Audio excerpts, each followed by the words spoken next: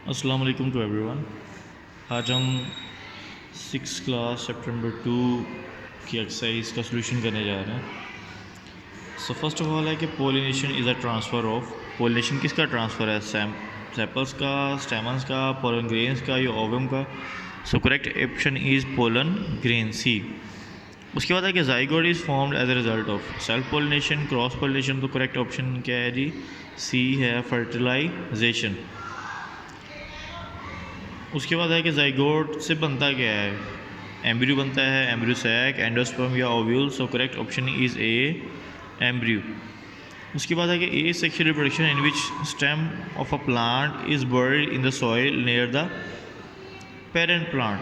ठीक है, कि स्टेम को ज़मीन में दबा दिया जाता है पेरेंट प्लांट के पास ही और उससे एक नया पौधा उग जाता है, तो इसको क्या बोलते हैं? ये है लेयरिंग, है ए ऑप्शन। उसके बाद है the organ of plant which takes parts in sexual reproduction. कौन सा है वो? रूट है, स्टेम है, लीफ है, फ्लावर है। तो यहाँ पे जो सेक्शुअल रिप्रोडक्शन की बात हुई है तो फ्लावर जो है वो इसमें इन्वॉल्व है, डी ऑप्शन। उसके बाद है कि which structure is helpful to carry sperm to ovary. ठीक है, कौन सा स्ट्रक्चर जो है वो हेल्प करता है पोलन ग्रेन्स को ओवरी तक पहुंचने में? तो पोलन ट्यूब। ठीक है, जो स्पर्म्स हैं वो एक्चुअली पोलन ग्रेन्स ही हैं, तो पोलन ट्यूब जो है वो हेल्प करती है ट्रांसफ़र में। उसके बाद हमारे पास नेक्स्ट है 7 कि what is the example of natural vegetative propagation. ठीक है, नेचुरल वेजिटेटिव प्रोपिगेशन का क्या फ़ायदा है? तो फ़ायदा इसका ये है कि रूनर्स ग्रोथ इनटू न्यू प्लांट। ठीक है, sorry what is the example पूछा था उसने। एग्जांपल क्या है? तो हमने पीछे पढ़ा था रनर्स, रूनर जो है वो उससे नया पौधा बन जाता है रनर से। ठीक है, मतलब एक पौधा पहले से मौजूद है और उसी से हमने एक नया पौधा बना रहे हैं। उसके बाद production of new plant from underground stem is an example of. जरा मैं ऊपर वाले को दोबारा एक्सप्लेन कर दूँ। उस पर वाले में से ये पूछा था कि नेचुरल वेजिटेटिव प्रोपिगेशन की एग्जांपल, तो बर्डिंग भी हम खुद करवाते हैं, कटिंग भी हम खुद कराते हैं, ग्राफ्टिंग भी हम खुद करते हैं। ये एक ऐसी चीज़ है जो खुद ब खुद होती है। उसके बाद production of new plants from underground stem. ठीक है, अंडरग्राउंड स्टेम से एक नया पौधा बन गया, तो ये डेफिनेटली क्या है? एक ए सेक्शुअल रिप्रोडक्शन है। उसके बाद एक स्पर्म विथ 2 एम्ब्रियो। ठीक है, अगर स्पर्म 2 एम्ब्रियो के साथ मिल जाता है तो क्या बनता है? एंडोस्पर्म। उसके बाद मेल रिप्रोडक्टिव सेल कौन सा है? That is B sperm.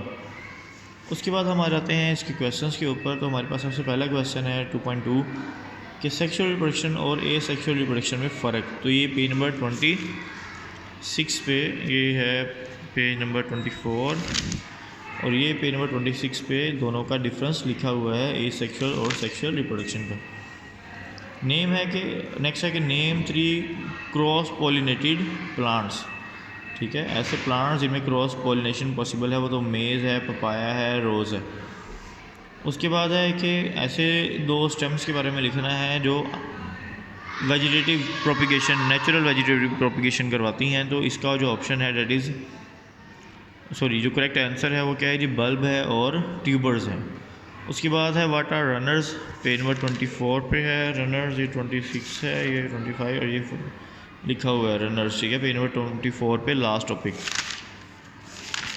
उसके बाद है कि name different parts of carpels. ठीक है, कार्पल के जो डिफरेंट पार्ट हैं उसका नाम लिखना है। तो पार्ट उसके 3 हैं, स्टिग्मा है, स्टाइल है और लास्ट पार्ट जो है वो ओवरी है। उसके बाद आपको पता है जो नई चीज़ ऐड की है इस बार बुक्स के अंदर वो है कंस्ट्रक्टिव रिस्पॉन्स क्वेश्चंस। ठीक है, तो सबसे पहला है कि sexual reproduction in plants involve production and fusion of male and female gametes. ये हमें उसने एक हेडिंग दे दी है, एक स्टेटमेंट दे दी है। उसके बाद वो पूछ रहा है कि इसमें गिमेट्स क्या हैं। तो गिमेट्स एक्चुअली क्या हैं? Sperm and egg cells are called gametes. उसके बाद वो पूछ रहा है कि where are gametes produce in plant body. पौधे में गिमेट्स कहाँ पे होते हैं? तो इसका जो आंसर है डेट इज़ फ्लावर। ठीक है, अगर आप 1 लाइन आंसर देना चाहते हैं, अगर आप ज़्यादा एक्सप्लेन करना चाहते हैं तो फ्लावर के बारे में आप फर्दर डिटेल भी लिख सकते हो, फ्लावर के पार्ट्स के बारे में लिख सकते हो। उसके बाद है कि how do male and female gametes approach each other for fusion, ठीक है, कि कैसे मेल और फीमेल गीमेट्स जो है वो एक दूसरे के पास पहुंचता है। तो इसका जो आपको आंसर मिलेगा, तो ये आंसर आपके पास है पेज नंबर 21 पे। During pollination pollen grains reach the stigma of the carpel, कि पोलन ग्रेन्स जो हैं वो स्टिग्मा पे से कार्पल पे आए हैं ऑन स्टिग्मा। अब पोलन जर्मिनेट ठीक है, वो ग्रो करता है and form a thin tube, और एक ट्यूब बनाता है जिसको क्या बोलते हैं, पोलन ट्यूब, ठीक है। जैसे ही वो यहाँ पे आया पोलन ग्रेन सिग्मा पे, तो वहाँ से आप देख रहे हैं कि एक लाइन डेवलप हो रही है, एक ट्यूब डेवलप हो रही है जो कि एक बोर्ड का, कश्ती का काम करेगी, और इसको पोलन ग्रेन्स को अपने अंदर से गुजार के सवार करके यहाँ पे ड्रॉप कर देगी ओवरी के पास। तो जहाँ पे ये लास्ट आ रहा है ओवरी, यहाँ तक जो है वो इस क्वेश्चन का आंसर है। उसके बाद नेक्स्ट है हमारे पास,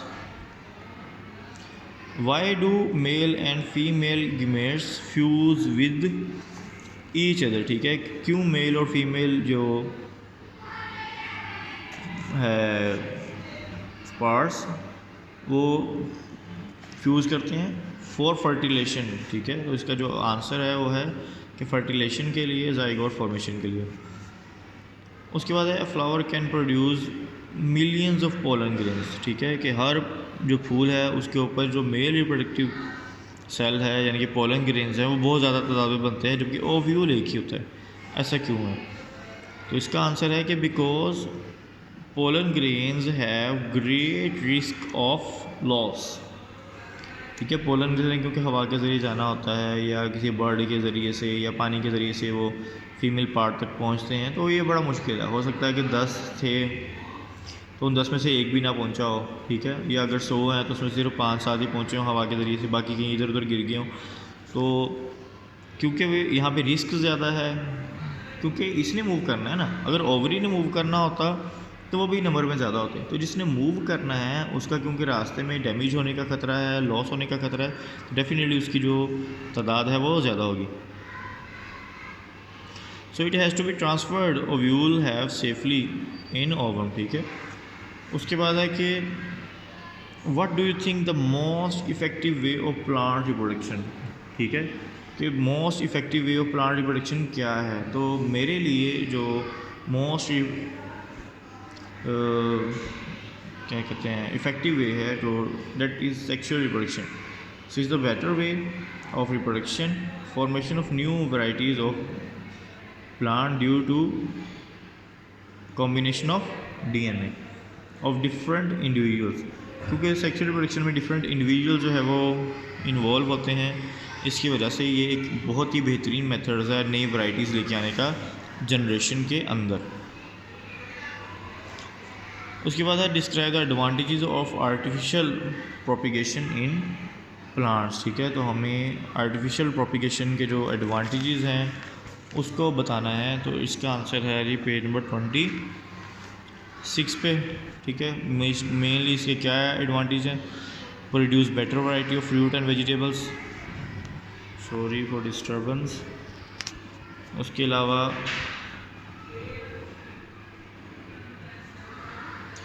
grow required food producing plants again and again.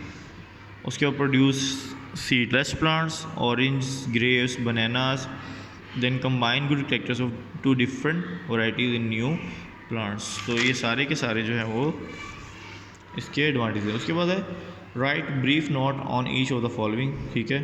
तो कटिंग है, लेयरिंग है, ग्राफ्टिंग है, बडिंग है। तो कटिंग जो है वो आपको मिलेगा